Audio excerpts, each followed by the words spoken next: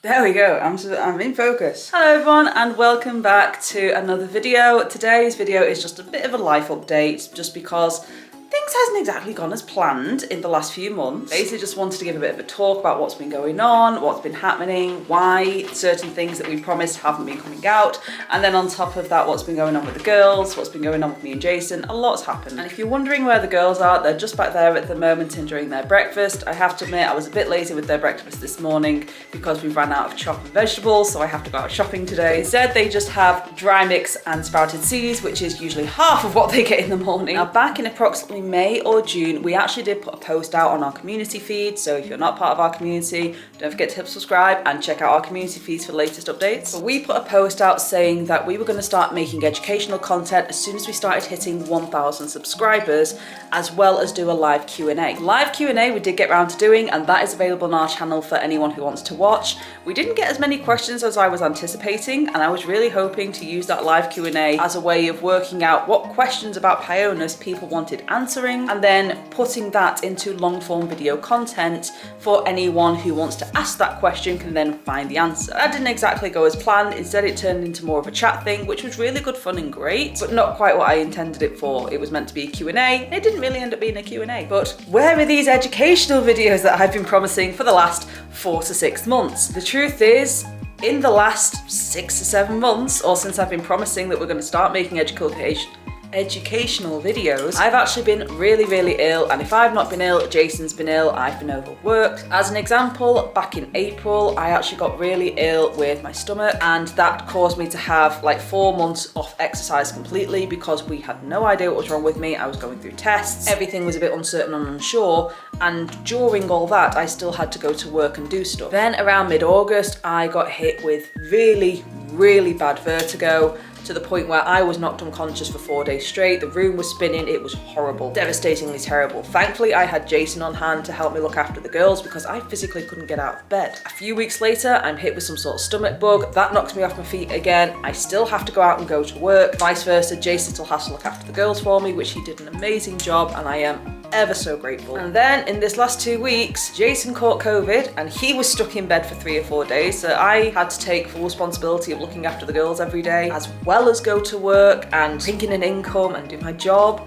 And then on top of that, I then got COVID for a week, which I'm still recovering from. So this year has just been a year of back-to-back illnesses. It's been freaking nightmare and driving me insane, and we've had to be constantly taking turns about who takes full responsibility for the girls that day because we've both been back and forth with illness. Not to mention I also have a full-time job, as does Jason.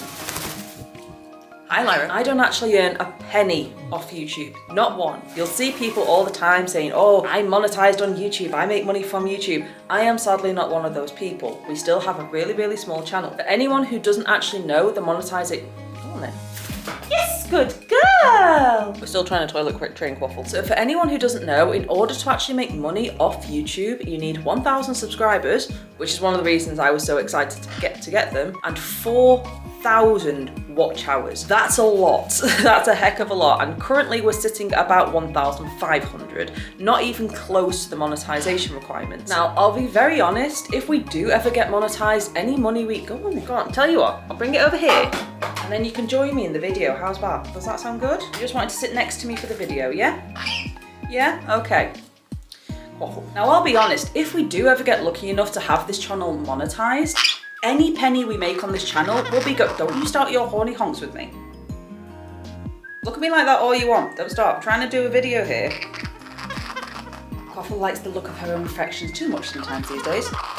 If this channel does ever get monetized, any money we make from it will go back into the girls, whether or not it's paying for their food, paying for new cages, paying for vet bills, paying for a new backpack, whether or not it's paying for new toys. Anything we make from this channel will be going back into them in some way, shape or form. Off. You'll be out of the video. you won't get to participate. But as of yet, we still don't earn a single penny from this channel, which is fine. We don't meet the requirements, we don't earn any money from it. Because of that, I still need to work a full-time job, as does Jason. My full-time job is actually my own personal business. I'm a professional dog walker. I'm only at work on average 6 hours a day, which is great because it means I can spend more time at home looking after these guys. However, over the course of August to now, so the last 3 months or so, my business has got stupidly busy, like ridiculously busy. On top of that, there's been a lot of roadworks where we live and a lot of traffic diversions and congestion. So it's just been a nightmare to fork around. As a result, my standard 6-hour workday has been on average 9 to 10 hours. That's given me 3 to 4 hours less every day that I would usually spend video editing or getting videos of these guys or having time to record new stuff. I've just not had time to do any of that. I've literally not had any time whatsoever spare in the last 3 months, and the very little time I have had, I've been able to get just a tiny bit of video editing done to have enough video content to at least put out 1 video a week, which again, with the illness on top of that, has been really hard, and I have missed a couple of weeks as a result. So instead of being able to actually record any new content, including the educational videos, we've not been able to physically do that. So instead, I've actually had a great opportunity to catch up on all my old content, such as the sprouting videos, our holidays, and being able to get those out for you guys instead, which does mean there's been a lot of free flight and holiday content and not much educational content. So I do apologise about that, but there are reasons behind it. I have been so busy. I'm a one-man band, Jason can't video edit, he's absolutely rubbish at recording. Another thing that's actually been stopping me from making these educational videos is myself. Believe it or not, I actually suffer quite heavily from imposter syndrome. For those who don't know what imposter syndrome is, it's when you don't believe yourself that you are capable of doing something, even though you're probably more than capable than any other person. It's basically your brain telling you that you're not good enough to do XYZ. And so that when you try and do XYZ, you feel like an imposter or someone faking it. That's a really, really, really hard feeling to overcome, especially when there's so many great YouTubers out there like Bird Tricks, Bird Nerd Sophie, the Parrot Teacher, Soaring Wings Flock, who all have years and years worth of experience, a lot of knowledge, qualifications. Bird Nerd Sophie, who has so many qualifications in animal care, animal nutrition. You then have people like the Parrot Teacher, her partner, who again is so knowledgeable when it comes to bird training and bird behaviour. Then you've got Bird Tricks, who have been working with parrots for 15, 16 years. You have Soaring Wings Flock, who again are actual bird behaviourists and trainers. You all have all these people that are so knowledgeable and so experienced on the platform already. My brain is often saying to me, how dare you try and make this educational content when someone else has already made it. Not only have they already made it, but they know more than you,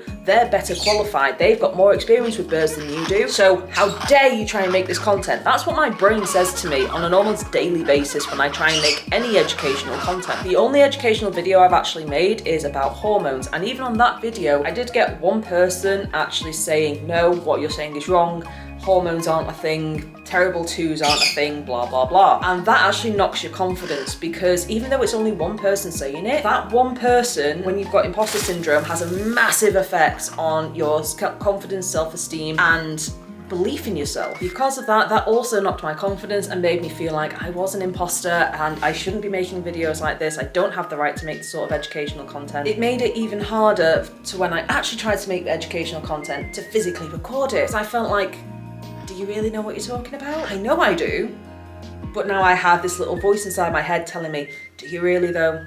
Do you really? In fact, when we actually did the talk at the Pet Parrot Gathering, which we got amazingly good feedback for, that really boosted my confidence and made me feel like, okay, I do actually know what I'm talking about. I do actually know information that not a lot of other people know about Pionus, and I do have education that I can give and knowledge that I can share that other people might not know. That imposter syndrome was always there niggling at the back of my mind going, nah, don't be daft, they're just saying it because they want to be nice. In fact, it's been such a running battle that because of it, I've not been able to make any educational videos. But I do believe that the imposter syndrome has also given me an advantage. Because of the imposter syndrome, I've done extra research, extra reading. I've gone more in depth to my research, my education, and my knowledge. I've double checked all my research to try and make sure that it is as accurate and factual as possible, so that I know, even with my imposter syndrome, that when I come and give you guys this information and make these videos, they are as accurate as can be. I'm not going to say it's perfect. I am definitely not going to say I'm an expert. I'm definitely not going to say I'm as knowledgeable as any other person on YouTube, because I'm not. But what I have is I've done extra research, extra knowledge, extra in-depth studies into this species. I've tried to learn as much as I physically can so that when I do make educational videos, they are as factual and accurate as physically possible to current research standards. By that I mean research on Pionus parrots as a species is about 20 years old. And to be fair, the research that's been done is pretty accurate, and I'm still reading, I'm still learning, I'm still doing research because I want to make sure that without a doubt, the information I provide is accurate. And I'm having to constantly tell myself and remind myself that you've done the research, you've read the books, you've looked at the websites, you've gone in depth on so many Facebook pages, factual courses. On top of that, you've got the experience now. You've had Quaffle for nearly 3 years. That's a lot more experience than some of the new YouTubers and new TikTokers out there doing educational videos on parrots after only owning parrots for 3 to 4 months. As an addition, I have to constantly remind myself that I am only one of 2 dedicated Pionus Parrot channels. Yes, that's right. Of all the parrot content on YouTube, I am one of only 2 dedicated Pionus Parrot channels. The other Pionus Parrot channel is Stella and Charlie. Stella is a wonderful person who lives in Denmark and is actually studying to be an exotic and avian veterinary specialist over in Denmark at the moment, and has a beautiful little blue-headed Pionus called Charlie. I will leave a link to her channel in the description box below. If you haven't already seen or checked her out, I definitely suggest giving her videos a look. She does similar style videos to mine, but also slightly different. And on top of that, she has a lot of veterinary education behind her back as well, being a veterinary student. And it was actually really cute. I remember when she first reached out to me, I was actually saying that our channel inspired her to make a channel of her own. And I'm so glad she did, because there's not enough Pionus education content on the platform. And I'm so glad that I'm not the only one doing it. But again, it doesn't help the imposter syndrome knowing that she is a veterinary education student, so she probably knows a bit more than me when it comes to diet and feeding and care. And I have to keep telling myself that's okay, it doesn't negate the research and stuff that you've done yourself. Honky, honky, honky, honky, honky, honky, honky, honky. Now my business has finally calmed down, it's a lot quieter, I have a lot more of my time back. Please stop horny honking. You're only horny honking because we're recording a video. So now that my business has actually calmed down a bit, things are a lot quieter and a lot calmer, and I have more free time again. It means I can actually start doing that last little bit of research that I want to do before making our first ever educational video. On top of this, we have a brand new vlogging camera, which I'm so excited to use. This is actually my first video using this camera. As Lyra did explain in one of our community posts, I have done an unboxing video using the camera as well and did a bit test run there, but this will be our first full video using this vlogging camera, so I'm so excited for it. It's very cool, and hopefully the quality in the audio is as good as I'm hoping it is. I've been recording for nearly 25 minutes. And that, believe it or not, has actually been another thing stopping me from making this educational content, is lack of a good camera. Before now, we've been recording pretty much all of our content on the GoPro Hero 9 or on my phone. This has had its benefits and its negatives at the same time. The benefit with my phone is that it is actually high quality. I actually got this phone off Fruity Flop. They had really high quality content, so I thought, brilliant, this will be amazing. And the rear camera is fantastic in high quality. However, because I have to have it in a super protective case due to, durability, fear of getting bitten by dogs and getting dropped on the floor and stood on, I have to have it in a super high durability case, so the audio quality from my phone is awful. On top of that, because the case actually covers the front facing camera, I can't really do vloggy stuff like this because I can't see where my framing is and what I'm looking at. Vice versa with the GoPro Hero 9, it actually has really high good quality and does some amazing slow-mo shots as we've seen on our previous videos. However, there's no zoom. There is no zoom on this camera. So when I'm trying to take far away distance shots of the birds flying in the sky, all you can see is this pixelated little image where I've had to zoom in on the main video. And it's freaking awful because it looks so pixelated, so grainy, and it just ruins the quality of the video in general. On top of that, the audio on this thing does have a fault. It's a normal, common fault with the GoPro Hero 9. You can't even get GoPro Hero 9. This thing's only like a year and a half old, and you already can't get it anymore because it's now 10, 11, and 12 out. But with the GoPro Hero 9, the known fault is actually when you turn it on, the audio starts popping. And so you'll probably hear in several of our videos at the start of the video where the GoPro first gets turned on and it's still cold, there will be some minor popping involved, which again spoils the quality of the audio. It just sounds absolutely bullshit. On top of that, I usually have to have a protective casing on this because Quaffle likes to try and kill it. If the protective casing is on, you can't hear any audio quality. It's shit. So the GoPro Hero 9 definitely has its faults. Because of the faults on this and because of the faults on my phone, we could never produce consistent quality content that I wanted to make. And because we couldn't produce that consistent quality content I wanted to make, I knew that it would have a negative effect on any educational videos we make and any B-roll we try to make. So now that we have a dedicated vlogging camera that has been specifically designed for vlogging and for videos at home, it's good in low light, it's good in bright light, it has zoom, I can flip the screen around so I can actually see what I'm looking at, so I can actually get an idea of what you guys can see before I actually edit it. Quaffle isn't actually that scared of it. Quaffle hasn't tried to attack it yet, which is amazing. I'm guessing for some reason this camera isn't a threat to her. But because this camera does such good high quality videos, you can finally make good quality educational content, and that's what I wanted to make. I wanted to make good quality videos, high content quality videos that people are going to want to watch all the way through and get as much knowledge and information as possible. That was the whole idea. So now that we have that, I'm super excited, and I can't wait to see how the videos are going to turn out. I can't wait to see how this video is going to turn out. Now that's been a lot of talk about me, a lot of talk about my illness, a lot of talk about cameras, a lot of talk about imposter syndrome. But what about the girls? What's been going on with them recently? Honestly, not a lot. They actually had a new bed cage recently, which we got off our friends Nimble Navigators. It annoyed us at first because Quaffle went straight back into nesty mode and was starting to attack Jason and sometimes go for me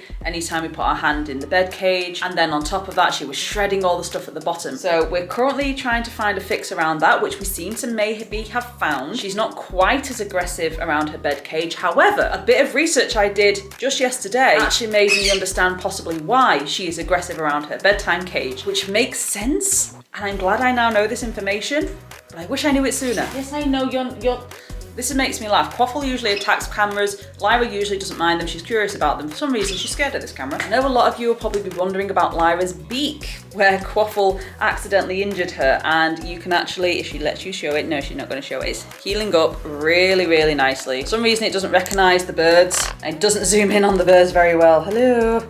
Zooming, it's not zooming. It's meant to have auto zoom and it's not working right now. There we go. So as you can see, Lyra's beak is actually healed really well. She can barely, that little black dot just underneath her nostril, that's where it actually injured. As you can see, it's healed up really nicely, hasn't it? You can barely see where she's injured it now, which is fantastic. She's acted the entire time like there's nothing wrong. You're not sitting on the camera. So she is doing amazing. She's now over 1 year old. Aren't you? You're over a year old. We've had her for over a year now as well. So she is well and truly part of the Pionus family.